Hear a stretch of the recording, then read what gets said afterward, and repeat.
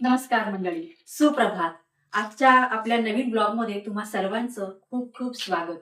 तर आज जसं की तुम्हाला माहिती आहे, आपण आज सकाळी लवकरच ब्लॉगिंगला सुरुवात केलेली आहे आणि त्याचं कारणही तसंच आहे की आजची जी गृहिणी आपल्याला या अगोदर सुद्धा त्यांनी त्यांची झटपट अशी होणारी आणि गोड अशी रेसिपी आपल्यासमोर सादर केलेली होती आणि त्याच वहिनी पुन्हा एकदा झटपट होणारी आणि नाश्त्यासाठी सर्व मुलांना, सर्व आजारी माणसांना खाता येईल अशी हेल्दी रेसिपी ते आपल्याला दाखवणार आहेत. पण मैत्रिणींनो, अजून जर आपल्या अशा नवनवीन येणाऱ्या रेसिपी जर तुमच्यापर्यंत पोहोचायच्या असतील, तर माझ्या चॅनलला अजून सबस्क्राईब केलं नसेल, तर लवकर करा बघूया. तर आज पुन्हा एकदा अशाच गृहिणीला घेऊन आपण नवीन रेसिपीसह हजर झालेलो आहोत. चला तर मग त्या गृहिणीची आपण ओळख करून घेऊया आणि रेसिपीला सुरुवात करूया. या वहिनी. तर आज नमस्कार. आज तुम्ही कोणती रेसिपी दाखवणार आहे? रव्याचे आप्पे. रव्याचे आप्पे. हा, म्हणजे गेल्या वेळी आपल्याला वहिनींनी रव्यापासून बनणारा झटपट असा केक दाखवलेला होता आणि आज पुन्हा एकदा आपण रव्यापासून बनणारा दुसराच पदार्थ, कारण जनरली रवा हा प्रत्येकाच्या घरी हा असतोच. तर आता आपण हा रवा बारीक घेतला की जाडा रवा? कोणताही रवा आपण वापरू शकतो. तर आपण रेसिपीला सुरुवात करूया. त्यापूर्वी मला यासाठी काय काय साहित्य, हे आपले वापर करण्यासाठी कोणतं कोणतं साहित्य तुम्ही घेतलंय ते मला एकदा सांगा. रवा, हा. दही, बर. तेल, हा. सोडा, हम्म. मीठ चवीनुसार, बर. गाजर, कोथिंबीर, थोडस लिंबू, हम्म. टोमॅटो आणि कांदा, मिरची. बर. आता हा रवा आपण भिजवून घेतलाय का? हा, 2 तास भिजवून घ्यायचा, 2-3 तास. करण्याच्या अगोदर आपण तो रवा. धुवून नुसता ठेवायचा. अच्छा. आणि हे ह्याचं आहे, त्याच्यापेक्षा लहान पण असतं ना? हा, लहानपण असतं. अच्छा.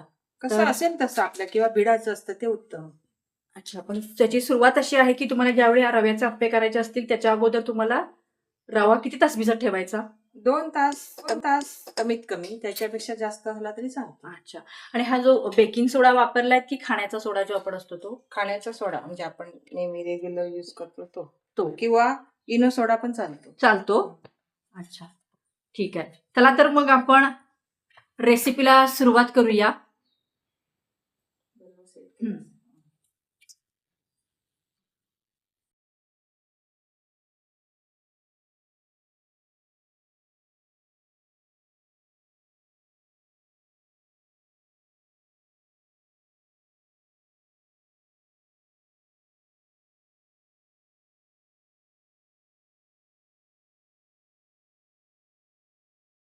त्याच्यावरती पाणी राहतं ते काढून टाकायचं आणि उरलेल्या रव्यामध्ये मग आपण 2 चमचे दही, त्याच्यानंतर आपल्या आवडीनुसार आपण कुठल्याही भाज्या, म्हणजे जसं की तुम्ही इथे कोणकोणती भाजी वापरली? गाजर, कोथिंबीर, टोमॅटो, मिरची, अच्छा, कांदा आणि काय मोठी मिरची पण टाकू शकतो. म्हणजे आपल्या आवडीनुसार अजून आपण याच्यामध्ये भाज्या टाकू शकतो. आणि दही 2 चमचे वापरलं ना? आणि लिंबू वापरायचं. अच्छा, मैत्रिणींनो, ही टीप लक्षात ठेवा की दही वापरलेलंच आहे, परंतु रवा चांगला फर्मेंट होण्यासाठी आपल्याला लिंबू पण पिळलेला आहे वहिनीने त्याच्यामध्ये थोडंसं. आणि आता ते मिश्रण तयार होतंय.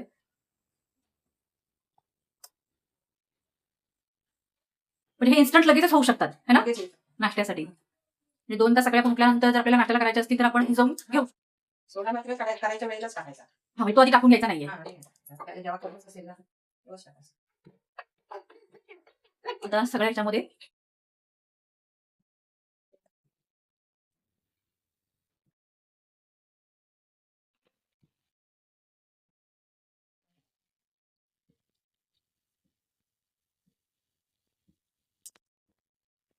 हे दाखव. हा, म्हणजे हे आता आपण, ही एक अशी ट्रिक आहे की जर, कारण हा निर्लेपचा असल्यामुळे जर आपल्याला शक्यतो वाटलं की मिश्रण खाली चिकटू शकतं, तर तुम्ही आता काय ते भुरभुरलं?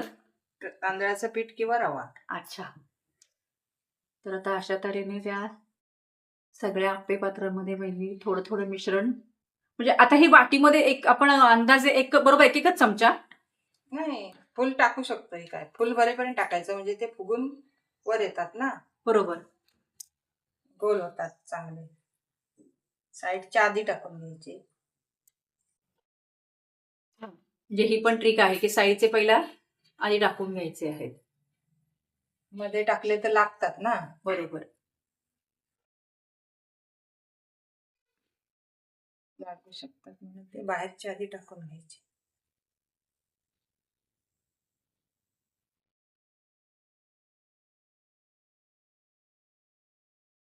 म्हणजे भोपळी मिरची खरं आपण अशीच थोडीशी बारीक बारीक म्हणजे हा, बारीक तुकडे बारीक. करून की थोडीशी फ्राय करून टाकली तर नाही चालेल. नाही, बारीकच करून टाकायचे, ते शिजून निघतं सगळं.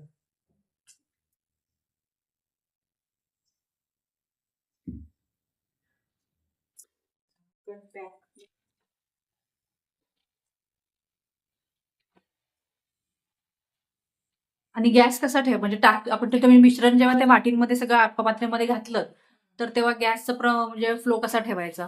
थोडासा तापवून घ्यायचा, हा, हे टाकून घ्यायचे बर. आणि मग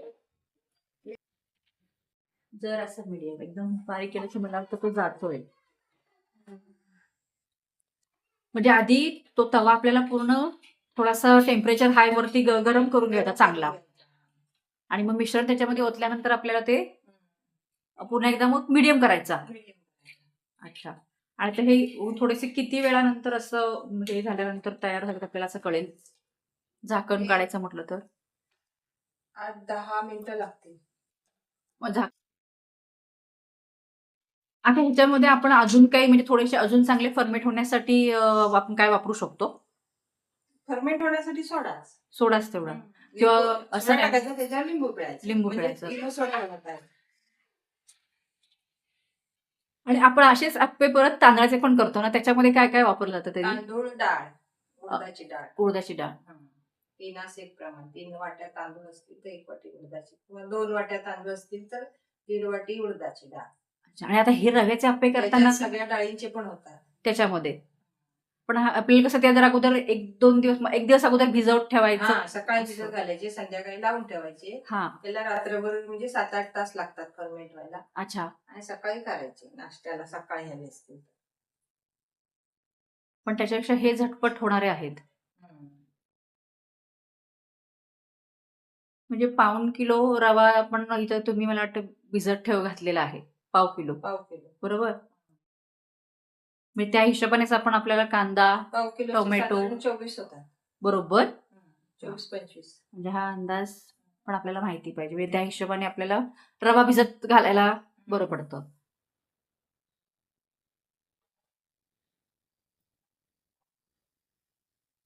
थोडंसं पुन्हा एकदा आपल्याला तेल घालायचं आहे.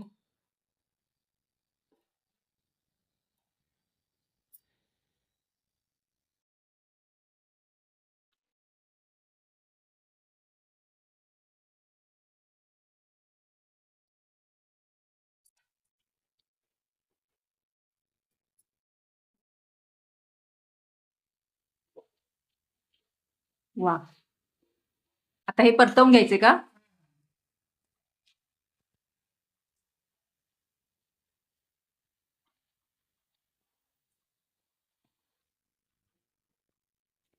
शेवटी मधले टाकले ना, हा, ते पहिल्यांदा मधले बदलायचे, उलटायचे. कलर मस्त आलाय. पण तरी आता सुद्धा आपण गॅस मिडियमच ठेवायचा ना? मीडियमच ठेवायचा. आपण अंदाज घ्यायचा ना कसे होत आहेत काय. मग ते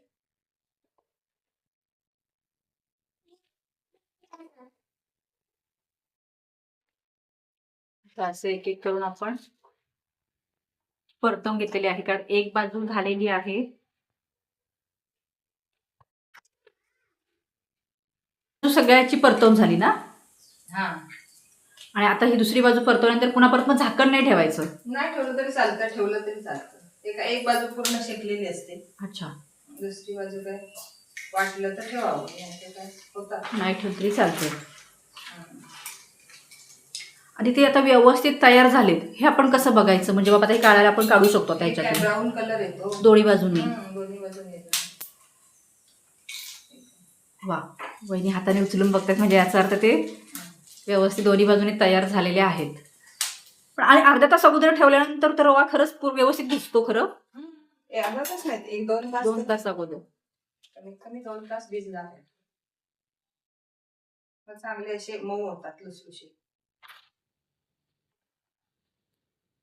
फक्त याच्यामध्ये महत्वाची टीप अशीच आहे की तुम्ही दही पण आपण करायच्या वेळी जेव्हा आपण करायला घेऊ तेव्हाच मिक्स करायचंय, अगोदर करून ठेवायचं नाहीये. बरोबर ना? त्यातलं पाणी आधी सगळं काढायचं रव्यात.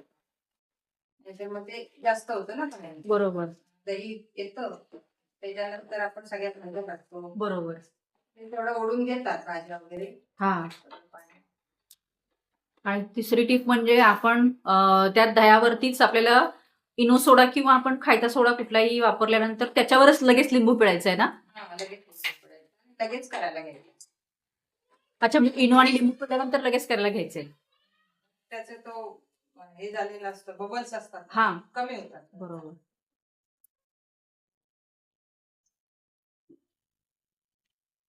आता हे आपले झालेले आहे.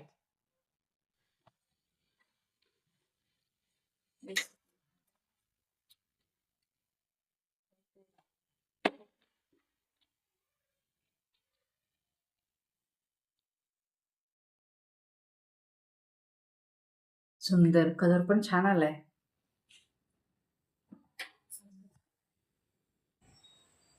हे बघा, झटपट रव्याचे आप्पे तयार आहेत.